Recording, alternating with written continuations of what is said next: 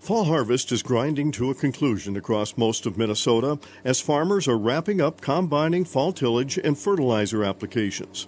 Farmers across the region faced difficult conditions during much of the growing season and battled wet fields, snow, and rain to gather the harvest. Well, it certainly was a challenging year. We started off very wet in the month of May, and we continued to have challenges, particularly in southwestern Minnesota and those corridors along I-90. And so that really led to what I would call an extremely variable year for our corn production. And I think a lot of the yield reports that came in were evidence of the fact that we were having everything from 130 bushels an acre up to 230 bushels an acre. So a wide swing in just a short geographical distance. Soybeans, on the other hand, I think fared better.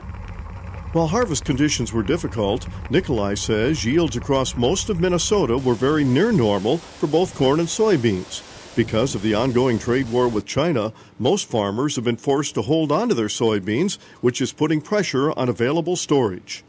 So far, we've been able to handle it pretty well. We've had some areas of the state where there was a lot of rain, and the harvest was not as great as other spots. So all in all, I think we're doing okay. Very tight. Farm storage obviously is very full, and in Minnesota you've got over 2 billion bushels of farm storage out here. So all of that is pretty well filled, and we're trying to do the best we can.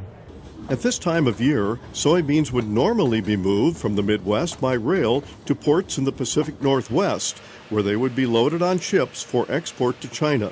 Because China isn't buying U.S. soybeans, the movement is stopped, leaving farmers to sit on a lot of grain, hoping for an end to the trade war and a resumption of grain movement. Sitting on a lot of grain, obviously our margins are thin at the elevator just like they are at the farm, so we're hopeful that things will get resolved soon to get this marketplace more active. But in the meantime, we're sitting on a lot of grain. This is Lynn Ketelsen reporting.